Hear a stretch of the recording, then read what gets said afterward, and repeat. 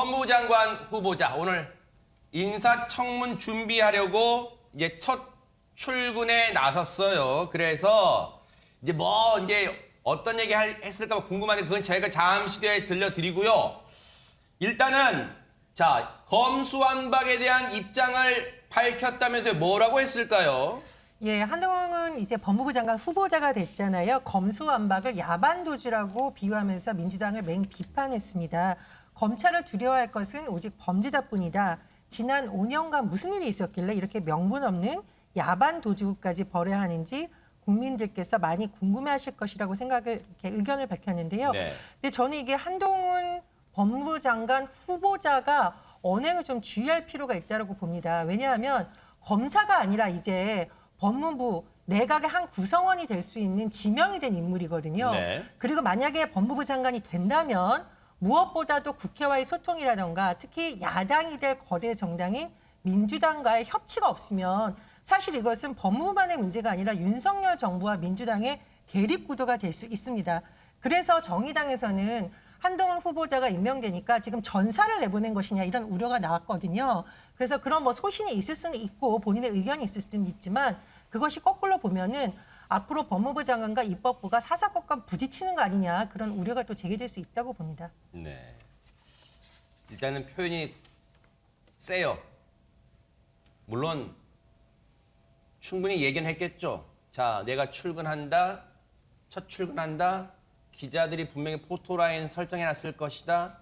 질문할 것이다. 특히 검수완박 같은 거 물어볼 것이다. 충분히 예견했을 거고 미리 준비한 자신의 소신, 답변을 얘기를 했는데 지금 말씀해 주신 것처럼 상당히 표현은 거칩니다. 야반도주극이다.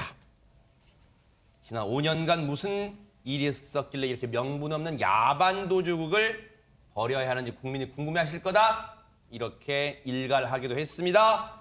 자, 그런데 차근차근 짚어볼게요. 법무부 장관 후보자에 이제 지명된 것을 놓고 여러 가지 이른바 비하인드 스토리, 알려지지 않은 얘기들도 막 전해지고 있는데 대체 윤석열 당선인은 언제, 어느 시점에 한동훈 후보자를 법무부 장관에 낙점을 했을까요? 손정희 변호사님 궁금합니다. 일단은 구체적으로 알려지지 않은 것이 채측근들조차 한동훈 검사장을 임명하겠다라는 거 모르는 사람들이 있었다는 겁니다. 아마 이제 채측근들 일부만 알고 있지 않았을까 생각이 드는데요. 심지어 권성동 국민의힘 원내대표는 발표 당일 아침에야 알았다라는 겁니다. 나한테도 미리 말을 안 해줬고 장재현 비서실장한테 가서 법무부 장관 후보 누구냐라고 물어봐도 당선인이 이제 에게 맡겨주면 된다라는 취지로 말을 했다라는 걸로 봐서는 굉장히 비밀리에 그리고 채측근만 알게 인선이 진행된 걸로 보입니다. 윤핵관으로 표현되는 일컬어지는 2명도 모를 정도다. 아니 그렇다면 누군가한테는 평소에 심중에 있는 속내를 좀 털어놨을 거 아니에요. 한동훈 후보자를 법무부 장관 시키고 싶다고 허준 변호사님. 아마 후보 시절부터 한동훈 후보자를 뭔가 중요한 카드로 쓸 것 같다 이런 염두에 뒀다는 그런 얘기들이 나오고 있는 게요. 말씀하신 이제 윤석열 당선인 핵심 관계자가 뭐라고 얘기를 했냐면요. 처음부터 한동훈 후보자를 법무부 장관 카드로 딱 찍어 놓았다라는 얘기를 하고 그래요? 있습니다.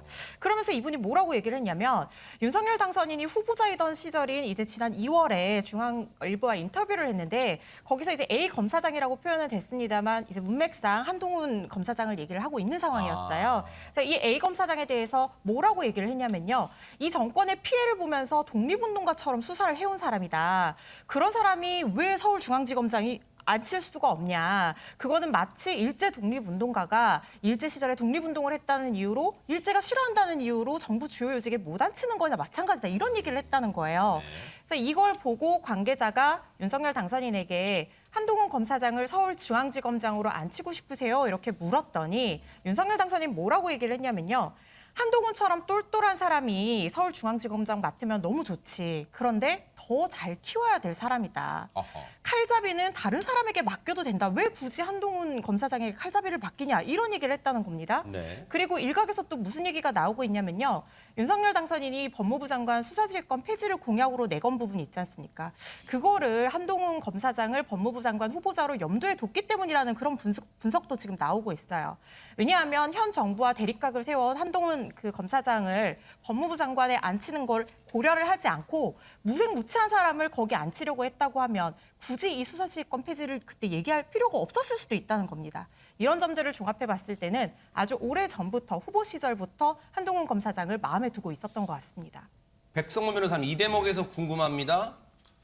우리가 흔히 언론 통해서 알고 있는 윤핵관들, 권성동 원내대표나 장제원 비서실장도 갈피를 잡지 못했을 정도로 한동훈 검사장을 법무부 장관으로 마음속에 콕 집었던 거. 그러면 대체 평소에 누구와 이 문제를 의논하고 상의했을까요? 일단 의논과 상의보다는 본인 마음속에 있었던 것 같습니다. 아하. 지금 말씀 좀 전에 하셨던 것처럼 한동훈 검사장을 원래 윤석열 당선인이 굉장히 많이 아끼기도 했었고, 아낀다는 게 그 개인적인 인연을 넘어서서 검찰 내에서의 뭐 한동훈 검사장에 대한 그 수사 능력이나 그다음에 여러 가지 법무행정에 관련된 지식이나 이런 부분들은 어느 정도 정평이 나 있기 때문에 한동훈 지금 후보자를 진짜 말 그대로 단순히 검사로 쓰기에는 그거는 또 어찌 보면 그게 오히려 더 민주당 야당과 더 껄끄러울 수도 있는 것이고, 그리고 여러 가지 그런 능력이 있는 사람이라면 어쨌건 기수 파괴건 뭐 어떤 부분들에 대해서 뭐 논란들은 있지만 뭐 지금 또 민주당 입장에서 굉장히 반발하는 카드이기도 하지만 생각했던 것처럼 그렇게 뭐 독선적이고 외부적으로 비치는 것처럼 강한 그런 인상을 갖고 있는 게 아니라 실적으로 굉장히 좀 합리적이고 좀 부드러운 사람이라는 그런 측면까지도 언급을 하면서 이제 일단은 뭐 동아일보 보도상은 이런 내용 나왔습니다. 장제원 비서실장에게 내가 마음속으로 한동훈 검사장을 저 법무부 장관 생각하는 거 어떠냐, 가서 한번 만나봐라, 뭐 이런 얘기를 한번 했다고 하는데요. 그게 나는 법무부 장관으로 한동훈 검사를 내정했다가 아니라 이런 생각은 혹시 어때? 그러니까 장제원 비서실장도 뭐 어제까지도 예상하지 못했다는 얘기를 한 것 같습니다. 한동훈 후보자가 오늘 서울고등검찰청에 마련된 사무실에 인사청문회 준비하라고 첫 출근했어요. 만만치 않을 것 같습니다. 인사청문회가요. 하재근 평론가님. 예, 인사청문회 지금 민주당이 굉장히 격앙된 상태거든요. 아마 한동훈 이 후보자한테 공격이 집중될 것으로 보이는데, 그래서 가장 믿을 수 있는 사람들을 골라서 인사청문회 준비단을 구성한 것으로 보이고, 오늘 그 준비단하고 한동훈 후보자가 상견례를 했거든요. 네. 오늘부터 준비를 하는데, 그 믿을 수 있는 사람이라고 뽑혔다고 추정되는 사람들이 누구냐면 준비단장이 주영환 법무부 기조실장인데, 이분이 과거에 윤석열 검찰총장 당시에 인사청문회 준비단에 있었던 분인 거예요. 그리고 총괄 팀장이 신자영 서울고검 송무부장인데, 이분이 윤석열 당선자가 과거에 국정농단 수사할 때 같이 했던 분이고, 그리고 공보팀장이 권순정 부산지검 서부지청장인데, 네. 이분도 윤석열 검찰총장 당시에 대검찰청 대변인으로 함께했던 분들이고, 그러니까 이 구도를 보면 윤석열 사단이 똘똘 뭉쳐서 지금 한 후보자 청문회를 준비하고 있는 듯한 그런 구도가 됐습니다. 청문회가 앞으로 얼마나 창과 방패의 대결이라는 말 벌써부터 나오고 있잖아요. 순탄하게 넘어갈 수 있을지부터 벌써부터 관심인데, 한동훈 후보자의 얘기 좀 들어보시고 이어가 보도록 하겠습니다. 그 아내분과의 이해 충돌 문제도 제기되는데 이에 대해서는 어떻게 대응하실 예정이신지. 저에 대해서 인사청문회 기간까지 여러 가지 궁금한 점들이 많이 있을 거라고 생각합니다. 그 과정에 대해서 제가 성실하고 솔직하게 잘 대응하도록 하겠습니다. 아직 뭐 제가 처음 단계라서 내용을 잘 못 봤습니다. 그 인사청문회에 임하시는 각오 한 말씀 부탁드립니다. 말씀드린 것처럼 저에 대해서 많은 질문이라든가 궁금한 점이 있으실 텐데요. 솔직하고 성실하고 겸허하게 말씀을 잘 드리겠습니다. 답변은 비교적 길었습니다만 원론적인 얘기예요. 인사청문회에서 솔직하고 성실하게 답변하겠다. 그런 얘기로 가름했습니다. 그런데 첫 답변 그 대목에 궁금하실 거예요. 기자가 질문을 하잖아요. 아내분과의 이해 충돌 문제도 제기된다. 아니 전혜연 평론가님, 아내와의 이해 충돌 문제 왜 이런 질문을 기자가 했을까요? 일단은 공직자들의 경우에는 본인이 하고 있는 업무와 가족 간의 업무, 이해 충돌 가능성에 대해서 굉장히 경계를 많이 하고 잘못하면 법적인 논란에 휘말릴 수 있거든요. 그런데 지금 한동훈 법무부 장관 후보자의 부인이 법률사무소에서 근무를 하고 있습니다. 아, 변호사예요? 예, 김앤장 소속의 미국 변호사로 활동 중인 부분이 있으니까 혹시 이것이 이해 충돌이 있는 것이 아니냐는 취지에서 기자들이 물은 것으로 보이고요. 청문회에서 또 다른 부분의 쟁점이 될 수 있는 것은 네. 법적으로는 일단 무혐의가 났습니다만 이른바 검언유착 사건과 관련해서 정치적인 쟁점을 갖고 또 이게 논란이 될 수가 있습니다. 그런데 청문회는 법정이 아니잖아요. 증거가 있냐 없냐의 여부를 떠나서 이번 인사가 윤석열 정부의 큰 목표인 국민통합이라는 측면에서 맞느냐. 일각에서 제기되는 검찰공화국이라는 우려에 대한 우려를 해소할 수 있느냐. 그리고 또 하나 또 법적인 문제도 있어요. 이 지금 고발사주 의혹 관련해서 피의자를 입건된 상태이기 때문에 다른 부처도 아닌 법무부 장관 후보자가 이런 상태가 맞느냐 뭐 등등의 질문도 나오고 있습니다. 네. 그리고 뭐 가족 관련 논란도 의혹이 될 수 있다고 언론에서 지금 제기가 되고 있는데요. 한동훈 후보자의 장인이 진영구 전 대전 고검장인데 1990년대에 떠들썩했던 한국 조폐공사 파업 유도 사건으로 해서 구속이 된 전력이 있고요.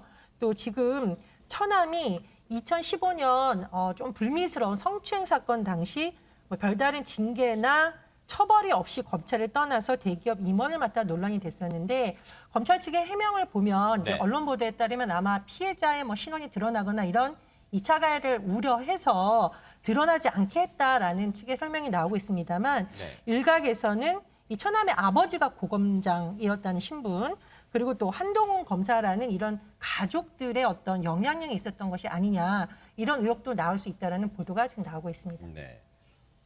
어쨌든 지금 여야는 민주당과 국민의힘은 청문회에서 치열한 격돌을 예고하고 있어요. 어쨌든 그 이제 뭐 지켜봐야겠고요.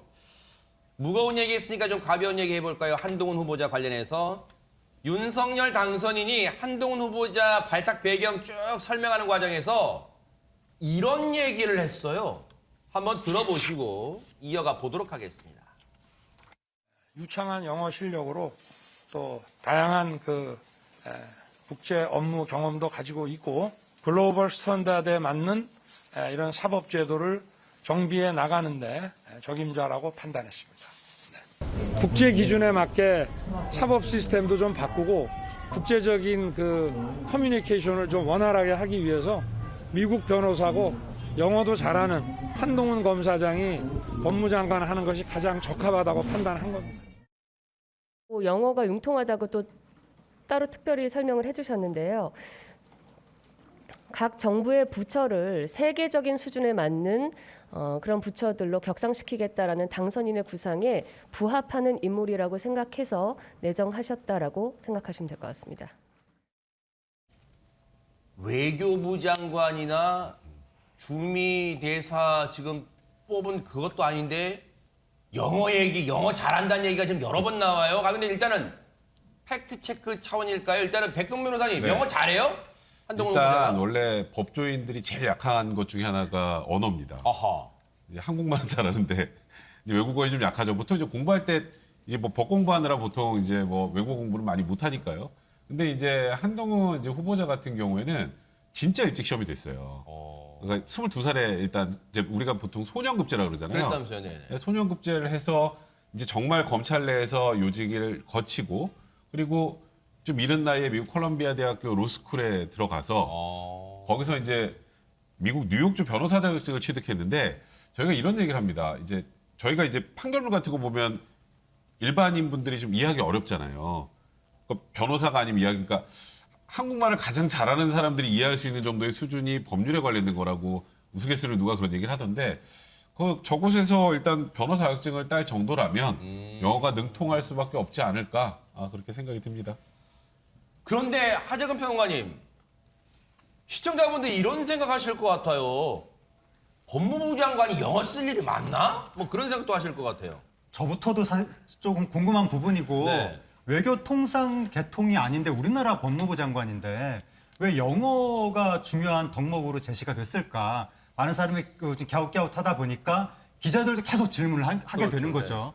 그러다 보니까 거기에 대한 설명도 계속 나오고 있는데 네. 배현진 대통령 당선인 대변인이 또 설명을 했습니다. 뭐라고 설명을 했냐면 이번에 영어 능통에 대해서 이야기를 한 것은 각국의 사례, 외국 사례를 두루두루 살펴서 우리나라 정부 부처를 세계적인 수준으로 격상시키겠다는 의미였다라고 설명을 했고 그다음에 유상범 인수위 정무사범 행정분과 인수위원도 뭐라고 설명을 했냐면 본인의 자기 개발까지도 열심히 해서 영어까지 잘한다. 그렇게 성실하게 공부를 많이 했다. 네. 그런 의미로 설명을 했다고 하는데 사실 우리나라 법무부 장관 관련해서 영어 이야기가 나왔다는 부분은 앞으로도 물음표가 조금 나올 것 같습니다. 네.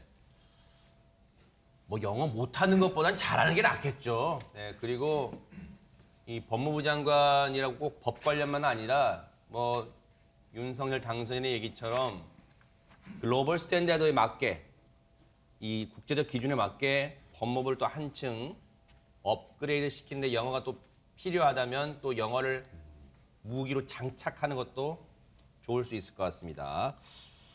자, 근데 한동훈 후보자에 대한 세간의 관심이 물론 다른 장관 후보자 좀 서운할 수도 있어요. 아니 나한테 왜 언론들이 한 줄도 안 써줘요. 다 온통 죄다 한동훈 후보자 얘기밖에 없는데 참 서운할 수도 있어요. 그런데 어쨌든 지금 여야 간에 첨예한 인물이다 보니까 그런데 성격이 궁금하다는 얘기도 있어요. 백성 변호사님.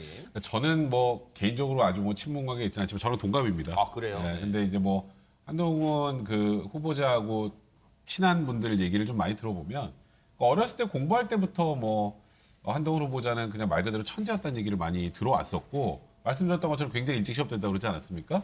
근데 검찰에서 이제 얘기가 나온 한동훈 후보자는 수사의 천재. 뭐 또 이준석 저기 대표는 뭐 조선제일검이라는 표현까지 쓰긴 하던데 굉장히 일 처리 방식이 스마트하고 깔끔하다. 이건 그동안에 알려져 있던 방식이고요. 근데 다만 이제 한동훈 검사장이 워낙 일찍 시험이 돼서 지금까지 최고의 자리를 계속 오르다가 물론 저 이번 정부에서 한 4번 정도 좌초이 됐습니다만 이제 그런 과정에서 이제 소위 말하는 검찰 내에서 특수부 검사들은 약간의 우월감 같은 게 있다는 얘기를 하거든요. 약간의 그 소위 말하는 건방짐 이런 것들도 분명히 있는 그런 성격이다. 이런 게 좀 알려진 상황입니다. 네. 일단 뭐 그거는 장관직을 혹시라도 인사청문회 통과해서 장관직 수행하다 보면 국민이 또 판단할 기회가 있을 거예요. 그런데 한동훈 후보자 관련해서 언론 보도를 보니까 의외인 점이 있어요. 체질상 술을 입에도 못 댄다는 얘기가 있는데 나이 50인데 일단 술을 입에 못 댄대요? 아니 그러면 허준 변호사님 술을 좋아하기로 소문난 윤석열 당선인과 어떻게 친분을 쌓은 거예요 그러면? 만약에 한동훈 후보자가 술을 좋아했으면요. 거의 윤석열 당선인과 일심동체가 됐을 것 같다는 생각이 드는데 윤석열 당선인이 박근혜 정부 시절에 좌천됐을 때 법조동 그 서초동 법조타운에서 친한 후배들을 만나면 혹시라도 그 후배들이 불이익을 받게 될까 봐 우려를 했다는 거예요. 그래서 서초동이 아니라 저기 멀리 떨어진 시내 모처에서 뭐 산책하거나 카페 가서 커피 마시거나 하면서 접선하듯이 후배들을 만났는데 그중에 한 사람이 바로 한동훈 후보자였다는 겁니다.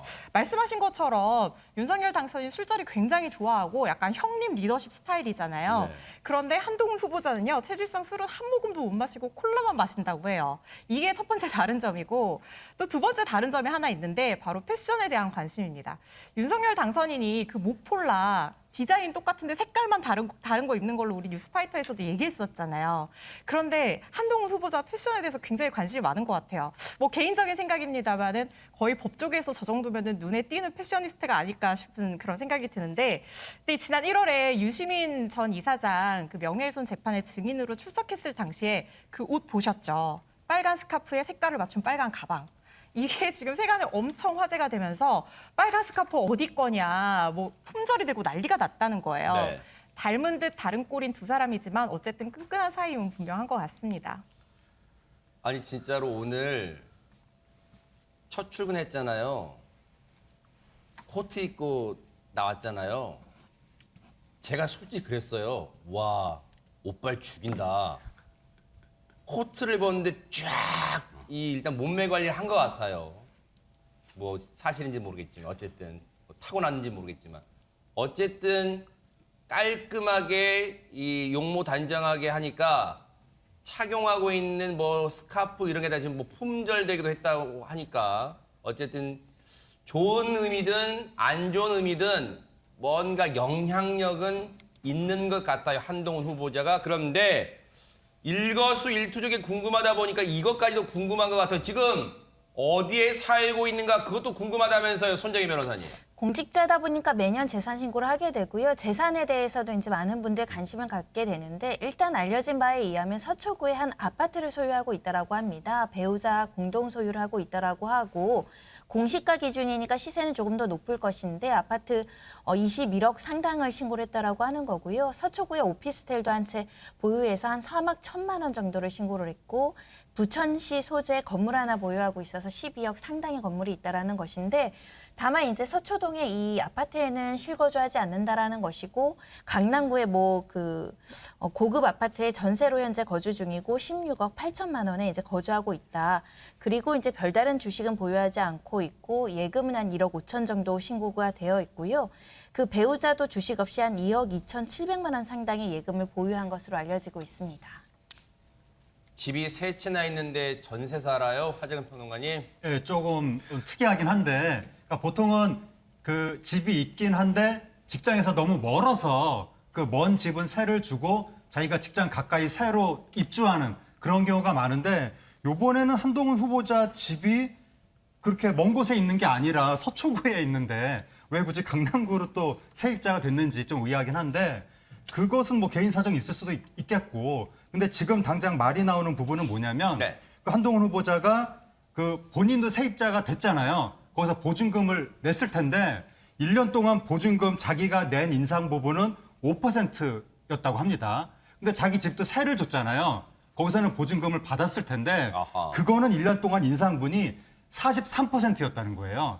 그래서 그 작년에 12억 2천만 원이었다가 올해는 17억 5천만 원을 받았다고 하는데 1년에 5억 3천만 원, 43%를 올려받은 게 이게 임대차 보호법상의 보증금 인상 상한이 5%인데 법을 어긴 거 아니냐라는 논란이 나왔는데 네. 한동훈 후보자가 여기에 대해서 그 해명을 한 건 뭐냐면 내가 가지고 있는 집의 그 세입자가 그 계약을 갱신한 게 아니라 계약을 해지하고 나가려고 그랬다가 마음을 바꿔먹고 다시 들어온 것이다. 그래서 그 보증금을 올려받은 게 아니라 사라진 계약 상태에서 주변 시세에 맞게 다시 새롭게 계약을 해서 17억이 된 것이다. 이렇게 해명을 했습니다. 물론 신변 잡기적인 사안이라고 볼 수 있겠지만 어쨌든 인사청문회 때도 이 재산 문제 같은 거 불거질 가능성이 있으니까 한번 지켜보겠습니다. 자, 이제 좀 다시 진지한 얘기로 올게요. 한동훈 후보자를 지명한 것을 놓고 뭐 민주당에서는 뭐 예상대로 지금 반발 격앙 분위기잖아요. 국민의힘 내부에서 계속해서 쓴소리하는 분이 있습니다. 한번 들어보시고 이어가 보도록 하겠습니다. 청문회가 통과 안 되는 사람을 그냥 임명한다. 우리가 지난날에 조국, 추미애, 박범계를 장관을 임명할 때 비난했던 것. 예. 왜 청문회 통과도 안 됐는데 왜 임명했냐 하고 얼마나 비난했습니까? 그렇게 하면 왜 정권 교체를 하려고 이 난리를 쳤냐고요. 그냥 똑같이 하려면 그러면 이게 통합 정치다, 뭐 협치다, 공동 정부다 했던 거 다 한 방에 날아가 버리는 거지. 한동훈 한 방에 그러니까요. 날아가 버리는 거지. 사람이 좋고 나쁘고 뭐 능력이 있고 그건 따지는 문제가 아니고 정치 현장에서 어려운 조건이지. 이재호 고문이 많이 격앙되셨네요. 숨도 안 쉬고 지금 비판을 하고 계시는데 지금 문재인 정부 때 조국 전 장관 사례랑 비슷하다. 그럼 똑같이 할 건 뭐하러 정권교체했냐 지금 이렇게 비판하고 있습니다. 이런 두 가지 점을 짚은 것으로 보입니다. 조국 전 장관 청문회 전후로 우리나라에서 대규모 집회가 일어나고 찬반 의견이 부딪히고 이것이 진영 갈등까지 나왔다는 소리가 나왔어요. 그래서 한동훈 법무부 장관 후보자 개개인의 자질 문제를 떠나서 벌써부터 이것이 진영 갈등을 일으키는 것이 아니냐라는 우려를 제기한 것으로 보이고요.